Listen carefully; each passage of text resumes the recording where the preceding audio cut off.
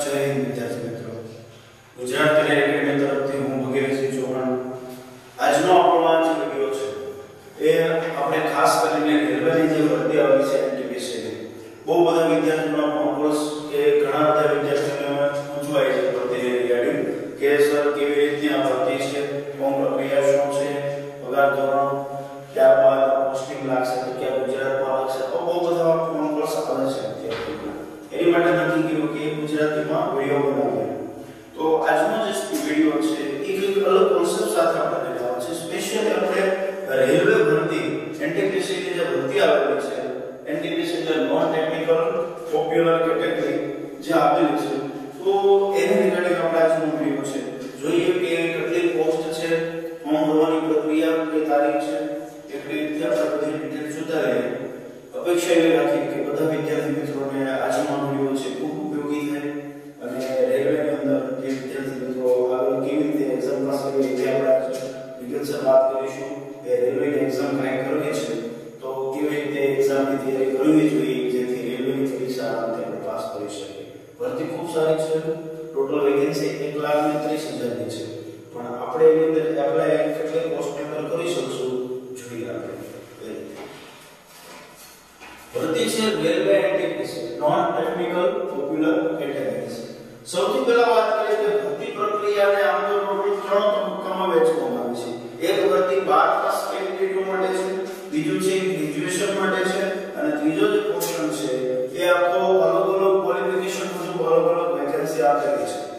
હવે આપણે જે એની અંદર એપ્લાય કરીશું એ બે કેટેગરી કે જે છોકરાઓને 12મા ધોરણની અંદર 50% કે તેથી ઉપર પર્સન્ટેજ આવેલા છે એ વિદ્યાર્થીઓ બધી પોસ્ટની અંદર એપ્લાય કરી શકશે. જે વિદ્યાર્થીઓ ગ્રેજ્યુએશન પૂરું થઈ ગયું છે તો આપણે ઓબ્વિયસલી કરી શકશે ગ્રેજ્યુએશન વાળી પોસ્ટ. એ ઉપરાંત 12 પાસ ઉપર જેટલી ભરતી છે એની અંદર પણ એ લોકો એપ્લાય કરી શકશે. જોઈએ આપણે કે કઈ કઈ પોસ્ટ પહેલા છે એની વિગતસર માહિતી મેળવીએ. હવે રેલવેની અંદર 12 પાસ ઉપર ટોટલ 5 પોસ્ટ અત્યારે આપેલી છે.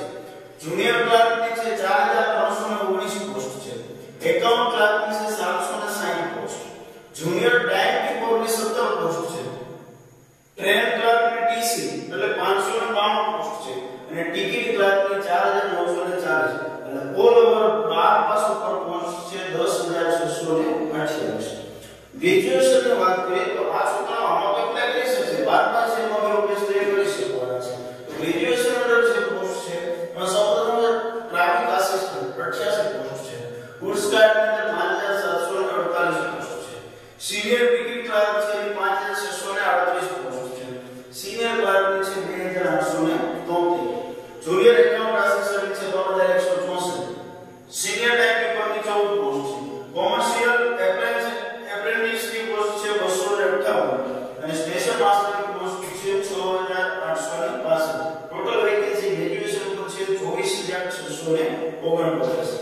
બંને માં 10,628 24,649 ઓલ ઓવર 12 પાસ અને ગ્રેજ્યુએશન ઉપર ટોટલ 35,277 પોસ્ટ છે.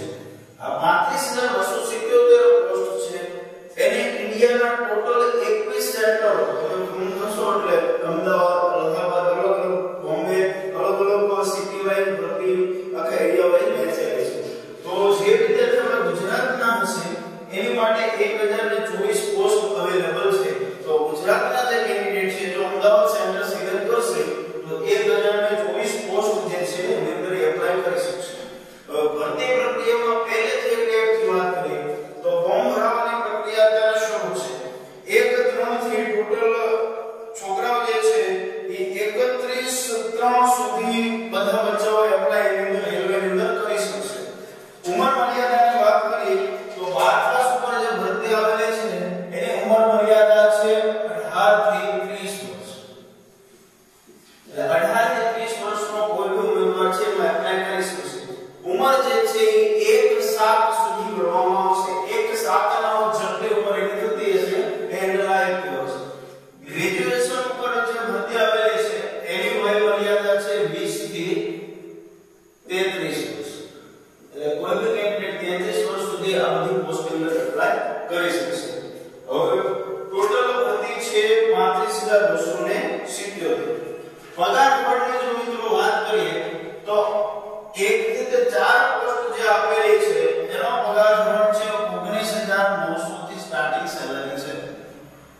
પાંચમી જે ટિકિટ ક્લાર્કની પોસ્ટ છે એની માટેની સેલેરી છે 21700. ખૂબ સારી પોસ્ટ કહેવાય. 29300 ઓછી સેલેરી નથી. પ્લસ આખા ઇન્ડિયામાં રેલવે મુસાફરી ફ્રી. આ બધું કોણ આપશે? ત્યારબાદ ગ્રેજ્યુએશન ની અંદર વાત કરીએ તો પહેલી જે 3 પોસ્ટ છે એની માટેની સેલેરી છે 25500. ત્યારબાદ 4 અને 5 નંબરની જે પોસ્ટ આપેલી છે એની સેલેરી છે 29200. સિનિયર ટાઈમ કીપર છે એની સેલેરી છે 25500. અને જે કોમર્શિયલ એપ્રેન્ટિસ અને સ્પેશિયલ માસ્ટર છે એના માટેની સેલેરી છે 35400. તો આ વાત થઈ મિત્રો સેલેરી અને કેટલી પોસ્ટ છે એની. તો વિદ્યાર્થી મિત્રો આ આપણે જે વાત કરી એ પોસ્ટ અને સેલેરીની વાત કરી. ફોર્મ ભરવા માટેની જે લિંક છે નીચે જે વિડિયો નીચે જે ડિટેલ્સ આપેલી છે એની અંદર અમે લિંક મૂકેલી છે. ઓફિશિયલી નોટિફિકેશન બી એની અંદર નાખેલી છે. એ ઉપરાંત જો તમને ફોર્મ ભરવામાં કોઈ પણ પ્રકારનો પ્રોબ્લેમ આવે તો અમારો WhatsApp નંબર જે છે 955625 એની અંદર તમારી પ્રોબ્લેમ છે લખીને મોકલજો. 101% અમે અમારાથી બનતી રહેશે કોશિશ કરીશું તમને હેલ્પફુલ અમે થઈ શકીએ. હવે જે વાત કરવાની છે કે રેલવેની પરીક્ષા છે એ પાસ કેવી રીતે અભ્યાસક્રમ શું છે અને કઈ રીતે તૈયારી કરી શકાય કે જે રેલવેની પરીક્ષા આપણે 101% પાસ કરીએ. તો થોડું એવું સમજાવો કે રેલવેની પરીક્ષાનો અભ્યાસક્રમ શું છે અને પરીક્ષા પદ્ધતિ શું છે. ટોટલ પરીક્ષા પદ્ધતિ છે લેખિત પરીક્ષાના 2 તબક્કા છે. પહેલું જે પેપર આવશે પ્રિલિમિનરી એ આવશે 100 માર્ક્સનું અને બીજું જે પેપર આવશે એ પેપર આવશે 120 માર્ક્સનું. પહેલું જે કોમ્પ્યુટરાઇઝ ટેસ્ટ તમે પહેલીથી આપશો એ 100 માર્ક્સનું પેપર આવશે. એની પરીક્ષા પદ્ધતિ શું છે? તો પહેલું જે પેપર દેવામાં આવશે એમાં 60 માર્ક્સનું મેથ્સ પ્લસ રીઝનિંગ, 60 માર્ક્સનું મેથ્સ રીઝનિંગ છે અને 40 માર્ક્સનું જનરલ સ્ટડી છે. ટોટલ ગુણ 100, સમય છે 90 મિનિટ. 90 મિનિટની અંદર 100 પ્રશ્નો 100 માર્ક્સ. હવે આ જે પેટર્ન છે તો જનરલ સ્ટડી એટલે માત્ર ખાલી જનરલ સ્ટડી નથી. જનરલ સ્ટડી ની અંદર ટોટલ 5 થી 6 વિષયો ઇન્ક્લુડ કરેલા છે. કયા કયા વિષયો છે? ઇતિહાસ, બંધારણ, geography, science and tech, economics અને કરંટ. છેલ્લું જો 2016 નું પેપર જોવામાં આવે મિત્રો તો સાયન્સ એન્ડ ટેક એમાં 12 માર્ક્સનું પૂછાયેલું. આ વર્ષે આપણે સાયન્સ એન્ડ ટેક વધુ પૂછવાની શક્યતા છે. પણ આના પરથી એક ખ્યાલ આવે કે જે વિદ્યાર્થીનું મેથ્સ રીઝનિંગ ક્લિયર છે એટલે જે છોકરાઓએ મેથ્સ રીઝનિંગ કમ્પલસરી છે છોકરાઓને આવડે છે એની માટે રેલવેની પરીક્ષા પાસ કરવા કોઈ ન રોકી શકે. એ 101% રેલવેની પરીક્ષા પાસ કરશે. માર્કેટમાં બહુ બધા વિક્રમવાળા છે મેથ્સ રીઝનિંગ કોઈ વસ્તુ અઘરી નથી. યાદ રાખજો, ખોટો ભરમાવ નહીં. આપણામાં એબિલિટી છે કે હું તૈયારી કરી શકીશ તો પરીક્ષા પાસ 110% થશે. આપણે એવા પહેલા નથી કે આપણે પોતાને કે મારે પેલી જેવી રેલવેની પરીક્ષા પાસ કરવાની છે. અગાઉ જે કોઈ કરી છે એ કામ આપણે કરવાનું છે. એટલે એમાં નવી કોઈ વસ્તુ નથી, કોઈ ઈઝી વસ્તુ છે. અને મેથ્સ રીઝનિંગ સહેલો સબ્જેક્ટ કે કોઈ છે નહીં. ઇતિહાસ બંધારણ છે તો એમાંથી એક્ઝામિનર કે કલર ડિફરન્ટ ટાઈપના પ્રશ્નો લઈ આવશે.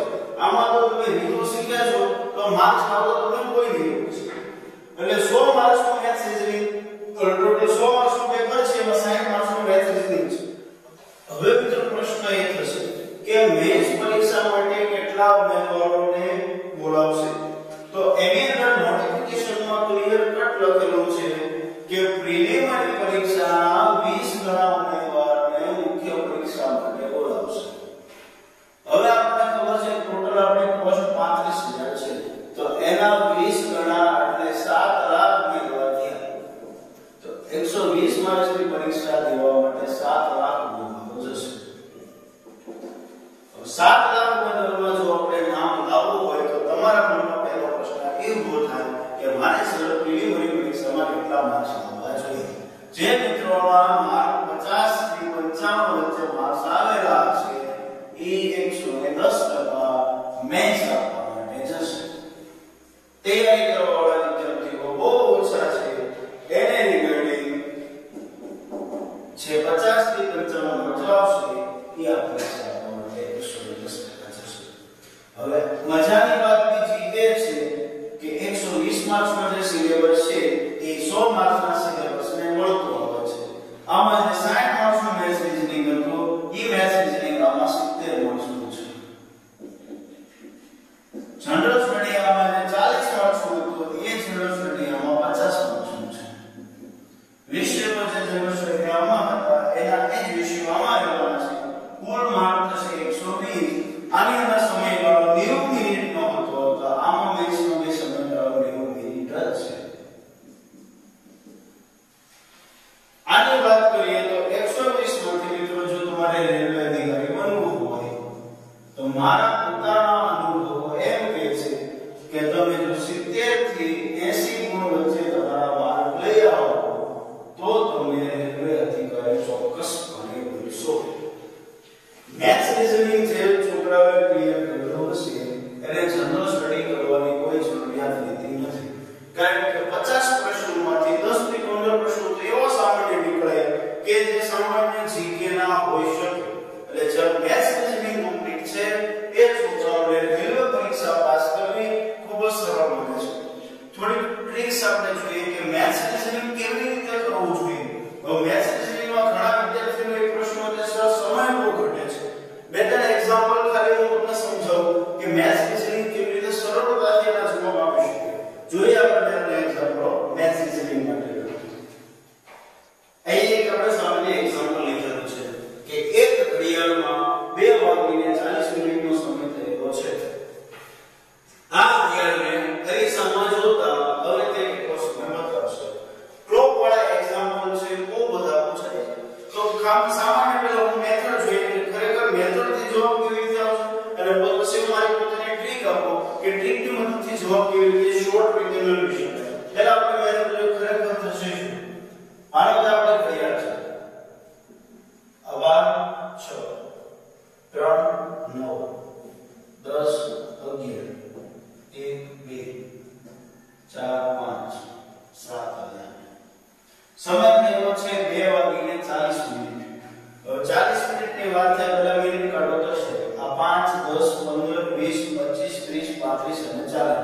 40 મિનિટ થઈ છે એટલે મિનિટ કાઢો 8 ઉપર આવશે.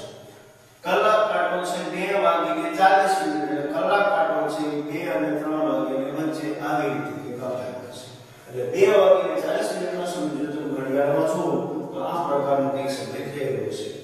હવે આને આપણે અરીસામાં જોતા માનો કે કોઈ અરીસો છે તો એનું પ્રતિબિંબ અહીં હશે.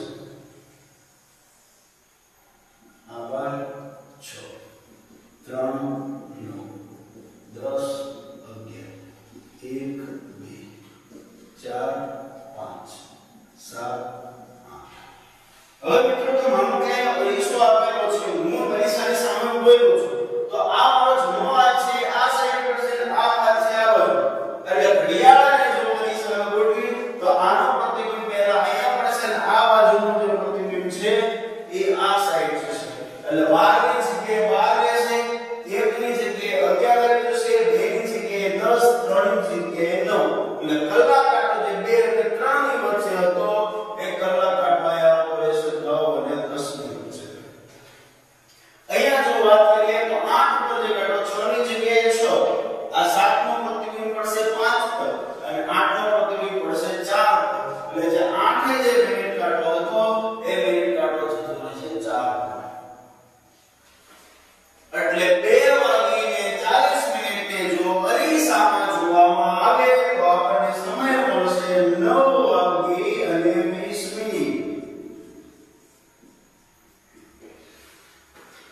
હવે આટલી બધી પ્રક્રિયા જો પરીક્ષામાં કરવા જાવ તો એક માર્ક તમને મોંઘો પડશે.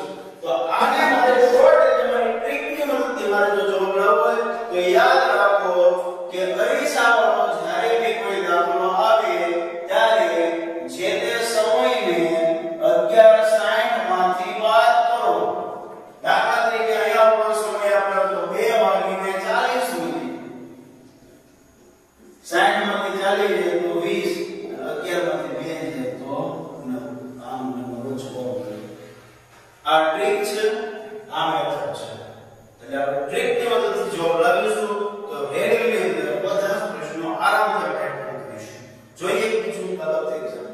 મિત્રો બીજું એક્ઝામ્પલ આપણે લઈ લેવા છે કે એક ઘડિયાળમાં 4:50 સમય થયેલો છે.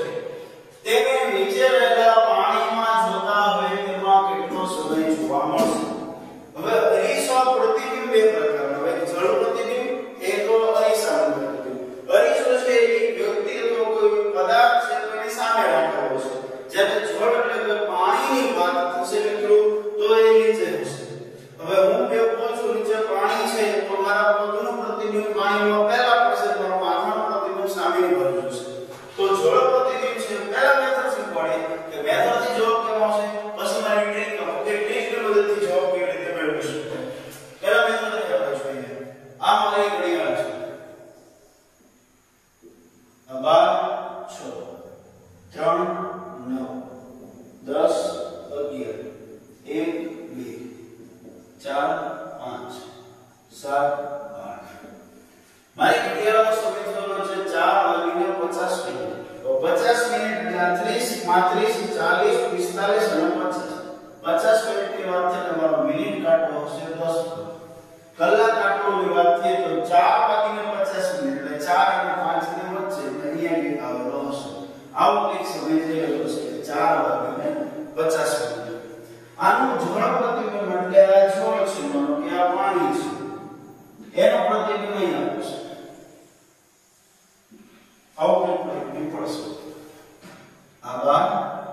60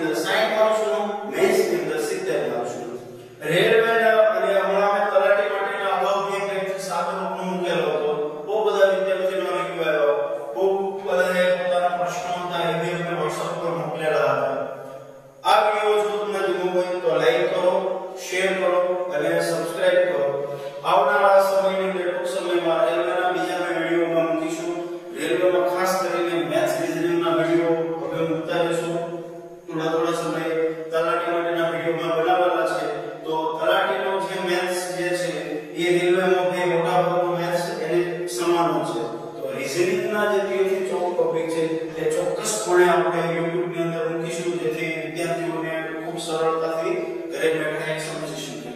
આવનારા સમયની અંદર વાત કરીએ તો ભરતીઓની ભરમાર લાગવાની છે. ચૂંટણી જેવી પૂરી થશે એટલે માનો કે ભરતીનો એક પ્રકારનો ફ્લો જે ફોર્મ ભરાવાના બાકી હતા ત્યારે પીઆઈ ના ફોર્મ ભરાવાના પ્રયાસ શરૂ થયા છે. જે વિદ્યાર્થીઓ બાકી હોય પીઆઈ માં ફોર્મ ભરી શકશે. રાજ્ય નિરીક્ષક ભાગનું એમાં પણ ફોર્મ ભરી શકશે. આવનારા સમયમાં રાષ્ટ્રીય સચિવાલય વિધિ સચિવાલયની ભરતીઓ જે ફોર્મ ભરાવાના હતા એ ફોર્મ પ્રક્રિયા બી ભરી આવવાની છે. મહેનત કરવાનું શરૂ રાખજો તો ચોક્કસપણે સ્પર્ધાત્મક પરીક્ષાની દુનિયા એવી છે કે ટેસ્ટ મેચ જેવી છે. જે પિચ ઉપર ટકી રહે છે એ 100% સેન્ચુરી મારે છે અને 100% સફળતા મેળવે છે. હમણાં જે કોન્સ્ટેબલનું રિઝલ્ટ આવ્યું અમારી એકેડમીના જે જૂના છોકરાઓ પિચ ઉપર ટકી રહ્યા એ છોકરાઓએ બધાએ એક્ઝામ ક્રેક કરી છે. 72 છોકરાઓની નાની એવી બેચ હતી તો 65 છોકરાઓ ક્વોલિફાય થયા. તો એ બધા વિદ્યાર્થીઓ પરથી એક જ તારણ કાઢી શકે કે પિચ ઉપર ટકી રહે છે એ 110% સફળતા મેળવે છે. સ્પર્ધાત્મક પરીક્ષા અવારનવાર નવી જે પ્રિપરેશન કરતા છોકરાને અવનવા અનુભવ થતા હોય. અગાઉના જે સિનિયર હોય એના તરફથી અવનવી માહિતી મળતી હોય. ઘણા પોઝિટિવ કહેતા હોય, ઘણા નેગેટિવ કે આ કોઈ પ્રિપરેશન ન કરે, કોઈ લાભ નથી. કોઈ વસ્તુ એવી છે નહીં. મહેનત નો કોઈ વિકલ્પ નથી. કાલે મહેનત કરો અને આવનારા સમયમાં જે મહેનત વિદ્યાર્થી કરે છે એ 110% તમામ પ્રકારની સ્પર્ધાત્મક પરીક્ષાઓ પાસ કરશે. તો મહેનત કરવી જરૂરી છે. મટીરીયલની વાત કરીએ તો મટીરીયલ અત્યારે એવું થઈ ગયું છે કે એવું વાંચવું છે કે એવું ન વાંચવું. માર્કેટની અંદર બહુ બધા મટીરીયલ અવેલેબલ છે પણ જે બી મટીરીયલ લઈ જશો તો એક મટીરીયલ પર ફોકસ કરશો, બહુ બધા મટીરીયલ ભેગા કરશો તો ક્યારેય પરીક્ષા પાસ નહીં થાય. બહુ બધા વિદ્યાર્થી મિત્રો જો નવી બુક આવી તો માર્કેટમાં મળી આવે. બુક ભેગી કરવાથી મિત્રો પરીક્ષા પાસ નથી થતી. જો બુક ભેગી કરવાથી પરીક્ષા પાસ થતી હોય તો સ્ટેશનરી વાળા જે સ્ટેશનરી ચલાવતા ન હોય યાદ રાખજો કે કલેક્ટર થઈને બેઠો હોય કારણ કે એની પાસે તો સ્ટેશનરીનો મોટો જથ્થો હશે બધી બુક્સનો. એટલે આ વસ્તુ ખાસ યાદ રાખજો. મેથ્સમાં તમને વિડિયો ગમ્યો હોય, ટ્રીકમાં મજા આવી હોય તો કોમેન્ટ ચોક્કસ કરજો. અને કઈ પ્રોબ્લેમ રેલવે બાબતની કોઈ પણ પ્રકારનો ઇશ્યુ હોય તો અમારા ક્લાસીસ નંબર છે 9556262625. આ નંબર ઉપર WhatsApp માં તમારે જે પ્રોબ્લેમ હોય તમારો મેસેજ આ નંબર પર મોકલી આપજો. સમય મળશે ત્યારે ચોક્કસ એ મેસેજનો જવાબ આપીશ. મેથ્સ રીઝનિંગમાં કોઈ પણ પ્રકારનો પ્રશ્ન હોય એની ટાઈમ મોકલો, સોલ્યુશન સાથે તમને તમારો જવાબ મળશે. જય હિન્દ, જય ભારત. ફરી આપણે ટૂંક સમયમાં મળીશું. ત્યાં સુધી